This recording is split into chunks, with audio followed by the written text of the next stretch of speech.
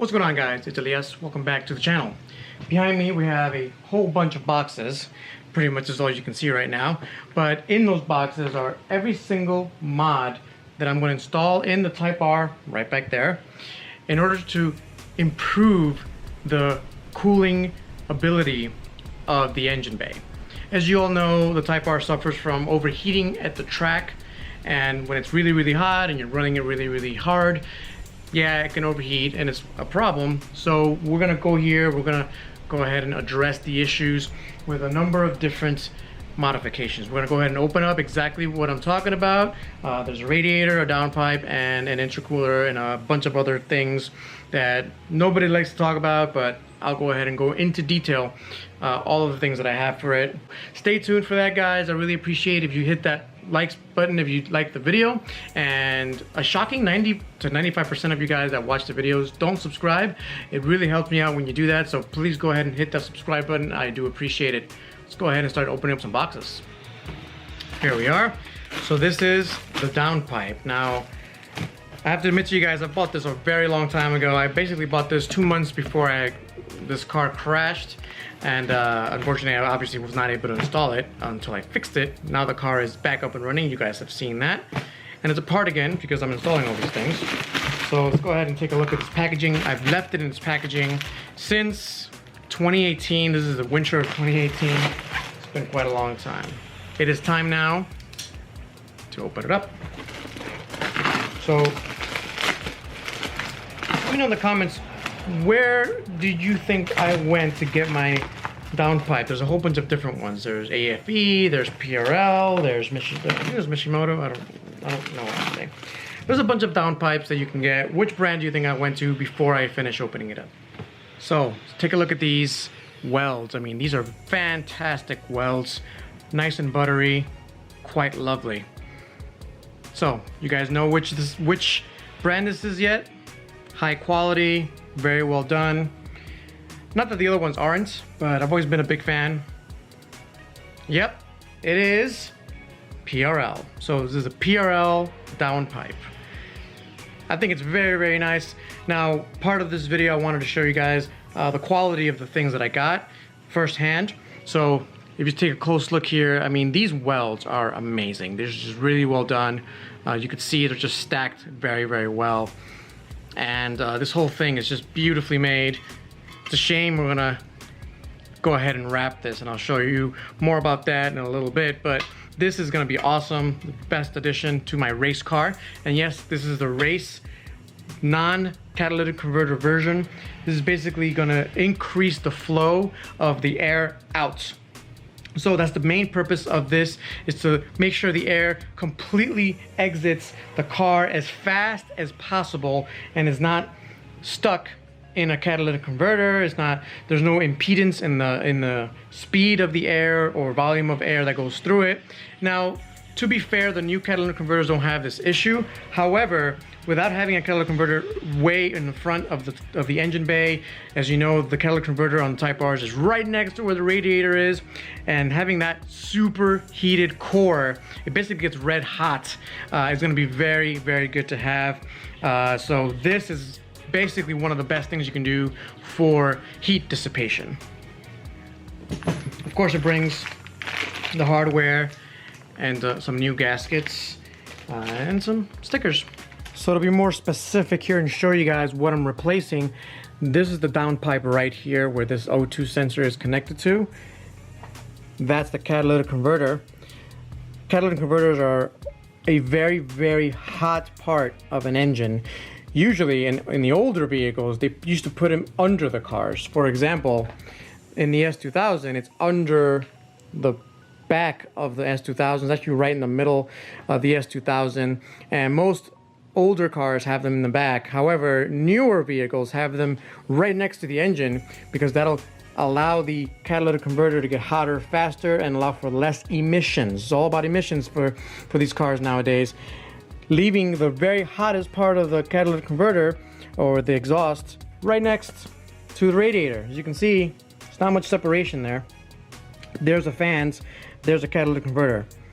I think this is going to be a big upgrade in terms of heat dissipation. Next up, we have a very complementary piece to the PRL downpipe.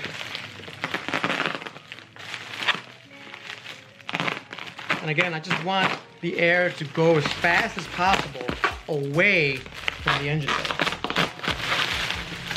It's going to help increase the flow of air out of the engine bay. Now be forewarned, the downpipe and the front pipe, which is what this is, are going to increase the level of exhaust noise you're going to hear. So if you already have a loud exhaust, before putting these in, get ready for an even louder exhaust. This packaging is done very well, by the way.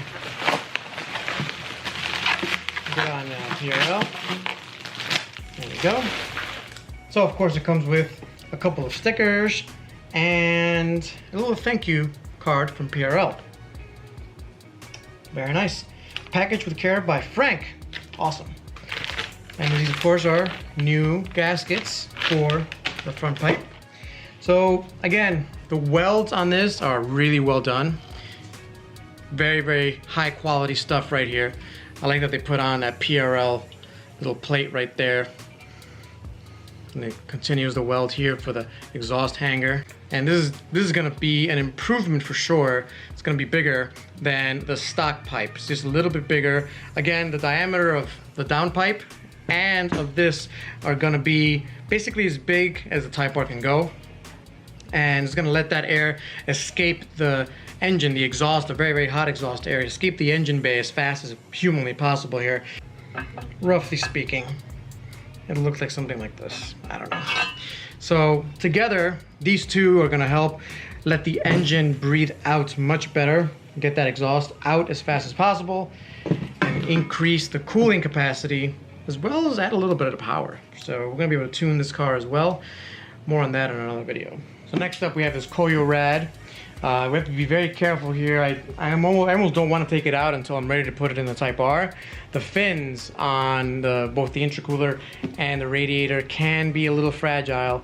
So we'll be careful. We'll go ahead and open it up for you guys and we'll take a close inspection and compare it to the stock one. So here it is, the radiator. This is the Koyo Rad, of course.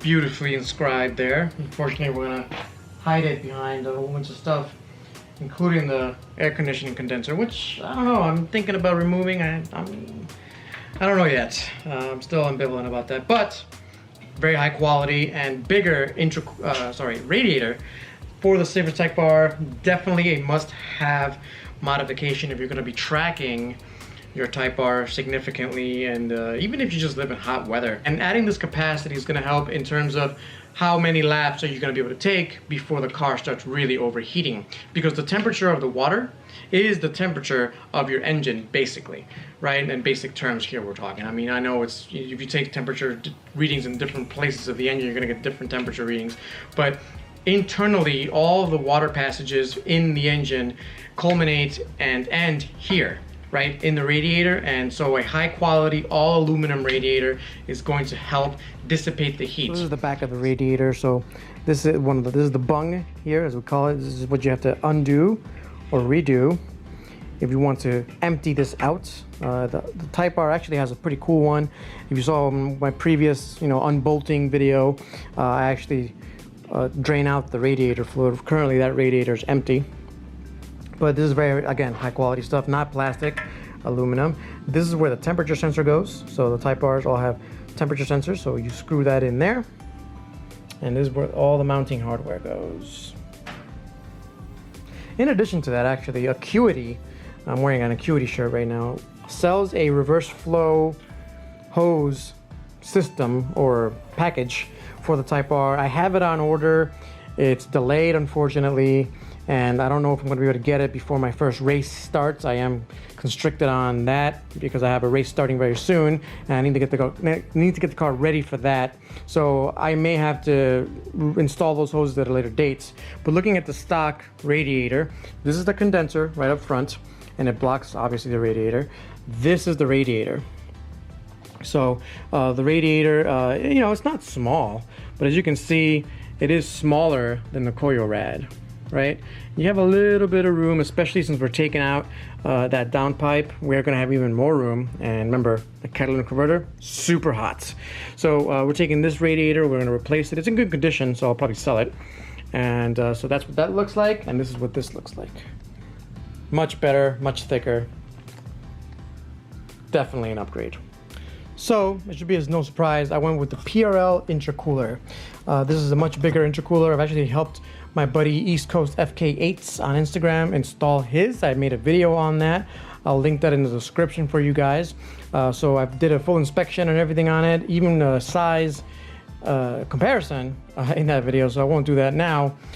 I'm gonna be talking about specifically why the PRL is not necessarily a cooling modification depending on your circumstance. So we're looking here at the stock Civic Type R intercooler, poorly spray painted. I was bored and I just took a spray can to it. I knew I was gonna replace it anyway. This is the stock one, and it's much smaller than the PRL one. The PRL one takes up much more room in here and leaves a lot less space for air to get through to the condenser and then eventually to the radiator.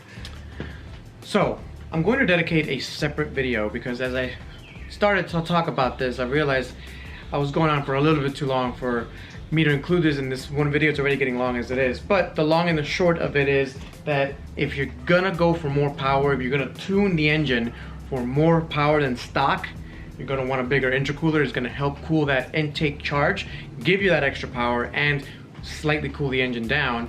Because you're getting a bigger intercooler, however, you're gonna wanna make sure that you increase the cooling capacity with the coil rad. You're gonna make holes in the hood. You're gonna do a lot of other things to mitigate the fact that you're putting in a bigger intercooler that allows a little bit less airflow, clean airflow into the radiator. Now, if you have stock power, keep the stock intercooler. Do not go bigger intercooler if you're going for stock power. So, you know, again, another detailed video. I'm gonna talk about temperatures and temperature ranges and changes and how the capacity of intercoolers change with more power, with more boost, how the boost affects all of that stuff in detail in a future video. Subscribe for that if you want that. Let's wrap, literally, this video up. So the reason I said we're gonna literally wrap this video up is because that's what I'm gonna do coming up next. I'm gonna take all of the pipes that are currently uninstalled from the car and or brand new that I'm going to upgrade, and I'm going to wrap them in whatever they need. So let's start with this right here, very special piece from United Speed Racing. I'll put a link in the description for all of the things that are here, by the way. In case you guys don't know, I do put links for everything so you guys know exactly what I get. But this is a very special one. This is a United Speed Racing, serial number 180. This is an awesome turbo blanket made specially for United Speed Racing. I believe PTP, I forget who exactly makes this. You can get it from them, but USR gets the special badging. I do like that a lot. So we're gonna get installed this turbo blanket. There's a lot of benefits to turbo blankets. We'll go over that when we install that. These are different size and varying shapes of wrap. It's basically the same material as this, and it's heat wrap. So I'm gonna go ahead and heat wrap the down pipe, the front pipe, and make sure that everything is nice and tight, nice and cool down. I do have a lot of it because I'm going to do wrapping to a bunch of other stuff that I'm working on, the WRX, and more on that in other videos, obviously. But this one right here, I'm actually interested. I'm not sold yet. I've seen videos, and you know, I guess I was convinced enough to buy it. So I'm going to install. This is DI reflective gold tape. I'm going to install this on the stock intake runner for the Type R. Now you can buy a titanium intake runner for the Type R, but I don't know, for the cost, I think this is gonna do a decent job of rejecting the heat. For the life of me, I don't understand, still don't understand why Honda decided that it needed to have the intake runner go literally above the turbo. It just doesn't make any sense to me, but whatever. We're gonna try to mitigate the heating issues with this. This should increase power. And this right here are just the wrappers for these right here. All right, guys, that wraps up this video. I hope you enjoyed it. I'm excited for the future of this Type R. I hope you're excited too. I'm really looking forward to sharing the installs and everything else. So be on the lookout for future videos on me wrapping the pipes and everything with these. I'm gonna go ahead and undo the bolts and everything else. And let's take a closer look here. So this is already undone. But I'm gonna go ahead and undo this. I have a special tool on its way just for the O2 sensor, and I'll show you all of that. I'll show you every step of the way, guys. All right, guys, I really appreciate it again. Thanks for watching. Catch you next time. Peace.